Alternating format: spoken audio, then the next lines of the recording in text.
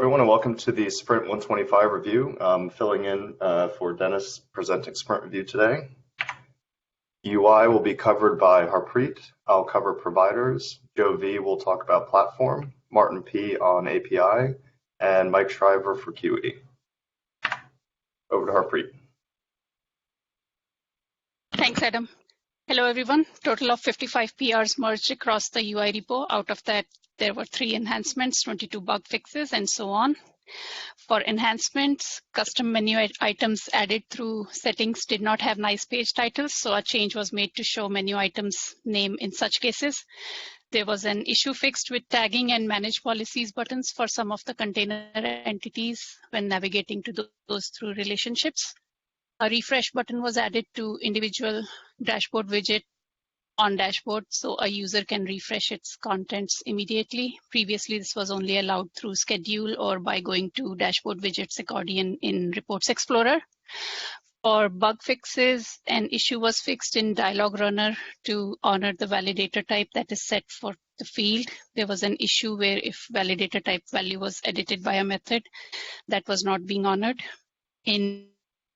Error was fixed when trying to reschedule a failed migration.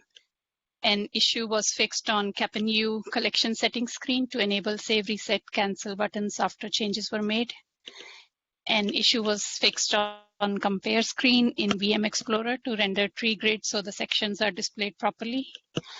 And an issue was fixed to prompt user with abandoned changes pop up when they try to leave the form by clicking on another tab without saving the changes in Configuration Explorer.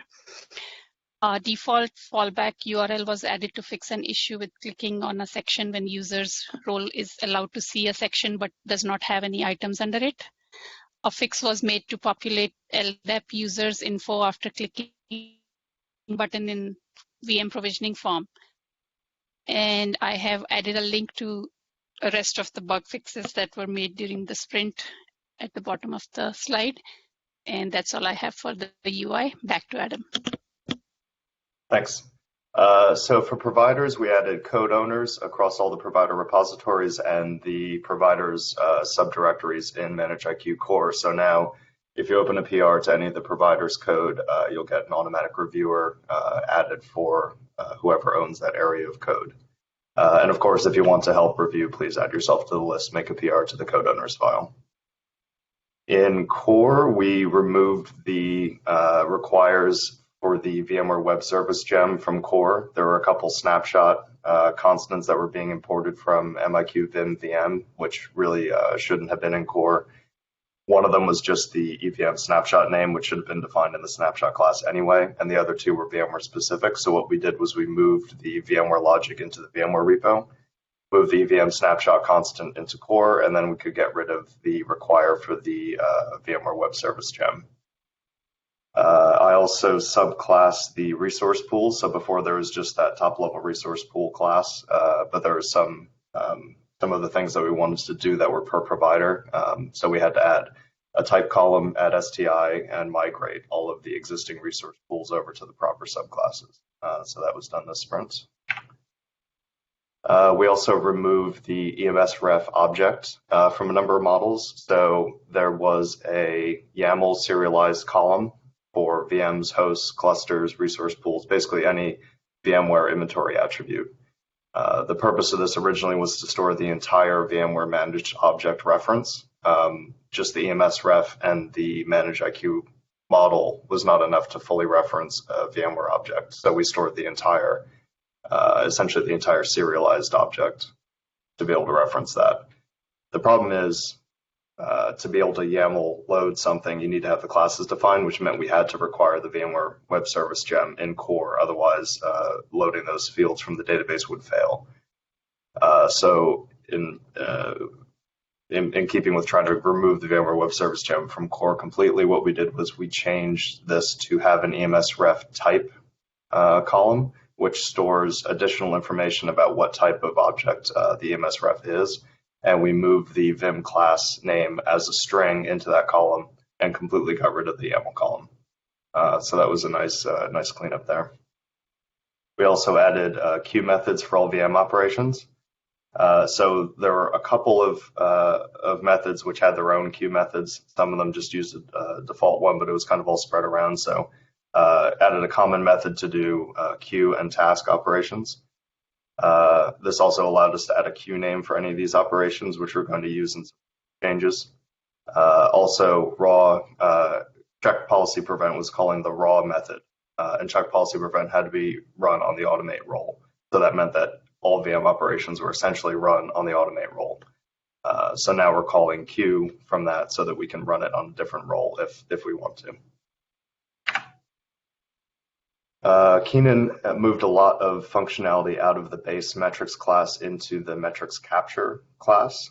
This allows us to override some logic per provider. So anything in the base metrics classes are not overridden by each provider, and there's some provider-specific logic in there, mainly VMware. So he moved a bunch of that code out so that we can override it, and that'll let us modify the behavior to enable some performance enhancements. We also extracted all of the raw VM operations to the providers. So what it was doing previously was all of the raw operations for VM, like raw start, raw stop, raw reboot, were actually implemented in core, and they called run command via parent. So basically called inframanager dot VM start. This is the behavior that VMware had. A few of the other infra providers copied it, but all of the cloud providers overrode all of the VM methods, so it was all essentially duplicated in two places in most of the providers. So we went through and cleaned that up. All of the raw methods in core arrays unimplemented now, which is common for the rest of the code base. And any of the infra managers that actually use the run command via parent, we just define that in the raw method in the provider. So that cleaned that up nicely as well. For OpenStack, they fixed an issue with image targeted refresh. So instance targeted refresh was working, but the problem was when they were parsing the event raised for an image that was changing, the EMS ref was defined in a different place, and so they had to have a different parser for that service, that service's events to be able to pull that out properly. They also fixed an issue with nested stack targeted refresh. So what was happening was they were only including the stack that was targeted and not the stack's parents. And so none of the other shared attributes of the stack's parents were being connected properly. So now what they do is when there's a targeted refresh of a nested stack, they also pull back all of the stack's parents to be able to handle that properly. And that's it for providers. Over to Joe. Okay, can you hear me okay? Yes. Okay, great. So as Adam just mentioned, for the provider repos, the code owners files have also been added to the repos in the platform space by Nixie. 52 PRs were merged to sprint across the platform space. Other than the code owners, beyond that, Keenan made some enhancements for metric capture support.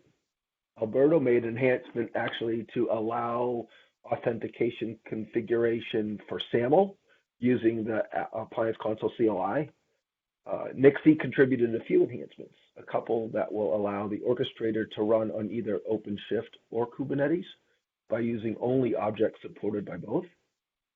Nixie also added the MIQ worker type model, which will replace the worker type constant.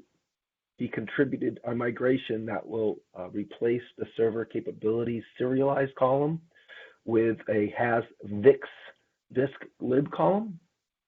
And he added a method leaf subclass to the class hierarchy class. Libor contributed some enhancements to improve currency handling. And Dan updated us to the latest version of the Linux admin gem. And Keenan contributed some enhancements to continue our ongoing effort to improve all of our spec tests. Next slide, please. For bugs, Keenan addressed one to remove over v3 API calls since we no longer support it.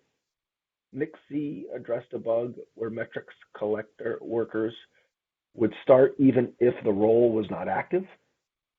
Yuri addressed a bug by ensuring dashboard names are only unique within a group. Libor fixed one where available disk space was not showing up under the optimized utilization screen for some providers. And I addressed a bug where user lookups by email done when provisioning would fail when authentication was configured to use the proprietary MIQ LDAP client. On to the technical debt and refactoring. Nixie addressed some technical debt. The list is by using the parent method for the EMS class. Next, by removing the unused message restart method on the runner class. It was only defined in the base class and no subclasses had defined it, so he removed it from the base class. He removed the replication manager from the Docker image as HA is handled in the console, and since we don't install the console on the container images, we don't need it. By removing the server capability serialization column, and by addressing the workers not present in the worker list, as these lists should really contain all the defined workers. Keenan addressed some technical debt, some metrics captures technical debt by simplifying the metrics calc targets by rollup and by introducing a capture interval priority and by something with zone. I don't know what he did there. Something about zones. I have to go read that. Sorry. Normally I. And Libor added registry data to the MIQ expression class. So coverage can now find registry item records when they exist. And Dan removed files related to Hocular, which is no longer supported. Last slide, please. Just on the continuous integration and testing front, both Brandon and Joe did some cleanup on build-related items that I won't talk about each individually. That's it for the platform space. On to Martin and the API. Okay, so we had only a few PRs managed this sprint. There were some improvements to our specs by Keenan, and we finally merged Miha Pleško's improvement to editing the PXE servers, where previously, because it's possible in the UI to edit some properties of PXE images, but when editing a PXE server, the list of images was recreated, so these changes were lost previously. Now we only actually apply the changes to the list of PXE images when editing a PXE server through the API. That's all I have. Next slide, please. Good morning, everybody. QE tagged release 17.63.0 this week with, if I remember correctly, 70 PRs total merged. Big news this sprint from QE is that Nikhil Dehandre is now a second-level reviewer and has merge access that's Digitronic on GitHub. Nikhil's done an awesome job the last several months as a first-level reviewer and just got his permission to click the big green merge button. Congrats to Nikhil. I've included some stats this time instead of a listing of some specific PRs that we did merge. We had 20 PRs labeled with fixed test and 15 with test automation. So lots of test automation and lots of fixes for those tests going in this sprint. And that is it from QE. Thanks. All right, that's it for the Sprint 125 review. Join us again for the Sprint 126 review on December 11th. Thanks, everyone.